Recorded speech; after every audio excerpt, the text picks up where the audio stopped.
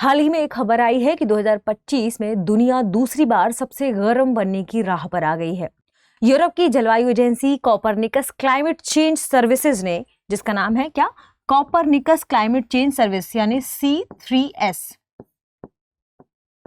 इसने चौंकाने वाले तथ्य प्रस्तुत किए हैं। इन तथ्यों में क्या क्या शामिल है, चलिए हम इसके बारे में चर्चा कर लेते हैं। करंट न्यूज में आपका स्वागत है। मैं हूं गीतांजलि और आज हम जानने वाले हैं कि यूरोप की जलवायु agency Copernicus climate change services के अनुसार कौन कौन से तथ्य इस बार बताए गए हैं जो भयावह हैं। 2023 के बराबर ही दूसरी बार यह साल गर्म रहने वाला है, यानी 2025 भी 2023 के बराबर गर्म रहने वाला है और सबसे ज्यादा गर्म साल रहा है वर्ष 2024 का, सबसे गर्म साल रहा है। ठीक है, तो 2025 को सबसे गर्म दूसरे साल के रूप में देखा जा रहा है 2023 के साथ। ठीक है, ये तथ्य है। इसी रिपोर्ट के अंतर्गत ये तथ्य प्रस्तुत किया गया है। इस रिपोर्ट में एक और चीज है कि वैश्विक तापमान 1.5 डिग्री सीमा पार करने की ओर पहुंच गया है।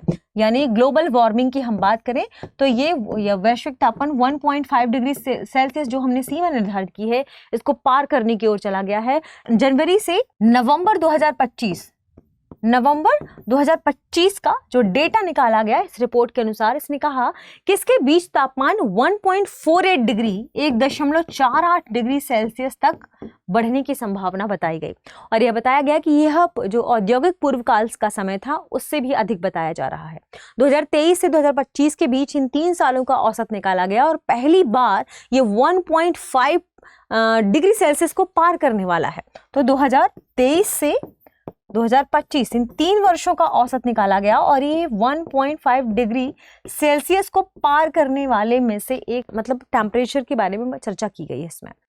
1.5 डिग्री वही सीमा है जो हमने पेरिस एग्रीमेंट में निर्धारित किया था कि सुरक्षित सीमा है, इसे क्रॉस नहीं करना है। लेकिन जो दुनिया है, इस टेम्परेचर की जो सीमा है, थ्रेशोल्ड जो लिमिट निर्धारित की गई थी, सेफर सीमा निर्धारित की गई थी, उसको क्रॉस करने वाली है। नवंबर 2025 भी एक रिकॉर्ड गर्मी के रूप में दर्ज किया गया। अब यहाँ सवाल उठता है कि कौन से क्षेत्रों को ज्यादा गर्म दिखाया गया इस रिपोर्ट में।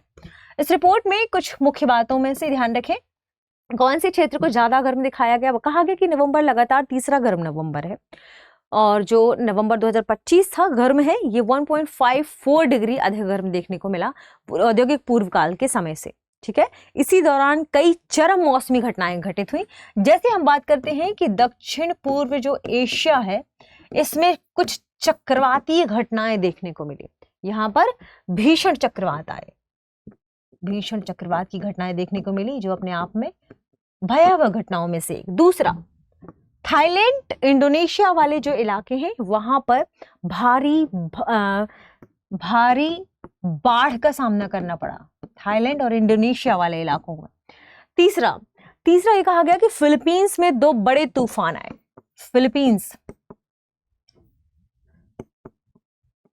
फिलीपींस में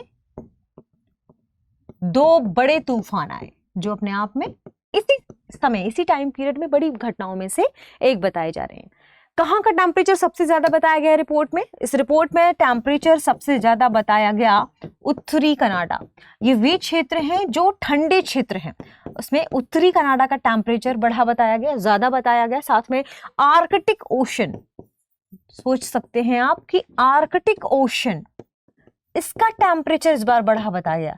ना केवल आर्कटिक ओशन बल्कि अंटार्कटिका का टेम्परेचर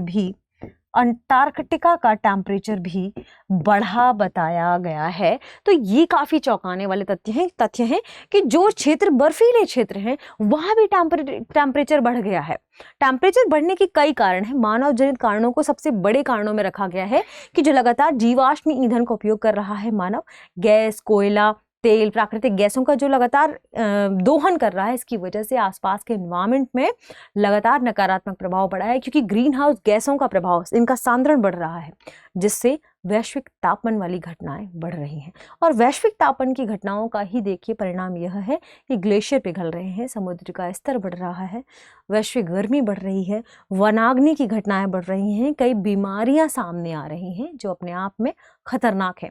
जैव विविधता प्रभावित हो रही है, जैव विविधता की वजह से कई जीवों का अस्तित्व खतरे में है, पारिस्थितिकी तंत्र में भी खतरा उत्पन्न हो रहा है। तो अब समस्या तो ये सारी चीजें हैं। समाधान क्या है? समाधान ये है कि हमें अब वृक्षारोपण करना है।